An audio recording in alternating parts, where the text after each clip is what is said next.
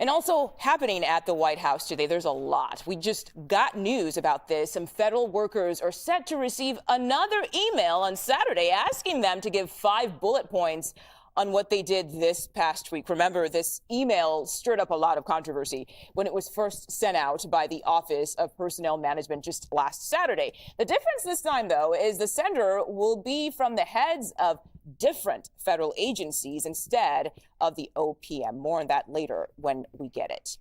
Hundreds of employees at the National Oceanic and Atmospheric Administration were fired by DOJ as the Trump administration works to cut the federal workforce. The administration says no one who was deemed critical was affected, but a CBS News source at the National Weather Service, which operates within NOAA, says that some meteorologists were fired. Many of the laid-off employees were probationary workers.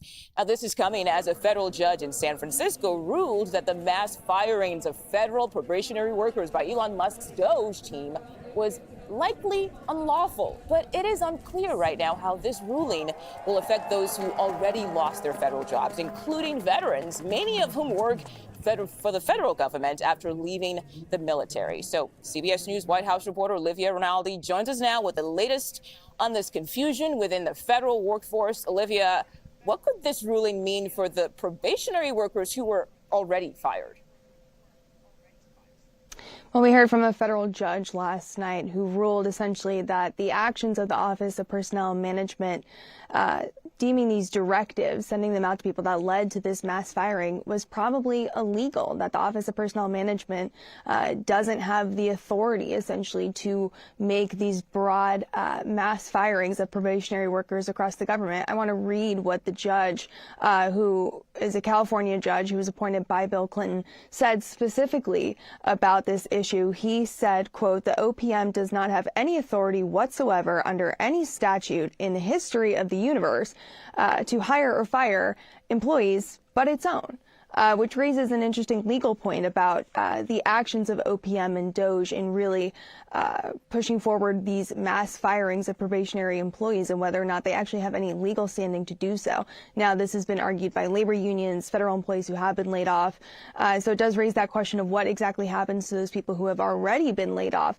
But essentially, it's pulling back the executive orders and the direction of President Trump and the federal government to fire these people. But as you mentioned, this is all coming as we're learning about yet another email that's going to go to federal employee workers at the end of this week, perhaps tomorrow, that is going to ask them again, what did you do last week? And we're told that this is something that's likely going to become a weekly occurrence as President Trump, his administration, Elon Musk, and DOJ really look to shrink the size of this federal workforce.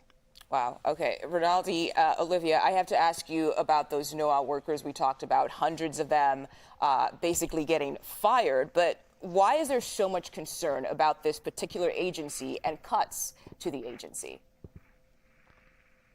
Yeah, we're learning about 880 or so workers from the National Oceanic and Atmospheric Administration.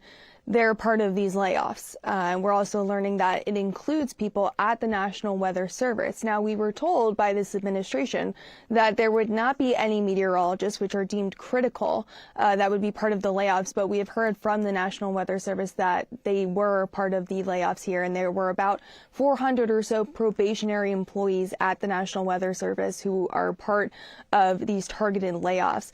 But this is, you know, it goes beyond just meteorology and weather patterns. This is about the climate. This is about this economy, the U.S. economy, and the National Weather Service often, National Weather Service often sends out directives about weather, transportation, and as we know, air transportation, water transportation, critical to our economy and moving goods throughout the country. So this is some critical work. I do want to read something that Senator Maria Cantwell of Washington did say. She's a Democrat, but she pointed to these cuts and she called it a direct hit at the economy because NOAA's specialized workforce provides products and services that support more than a third of the nation's GDP, arguing that this is going to have broad impacts beyond just, cutting meteorologists and people who send out weather alerts, but what can actually impact our economy at that really granular level. So we'll have to see how this really impacts people. But essentially, Democrats arguing that this has a broader impact than what we're just seeing.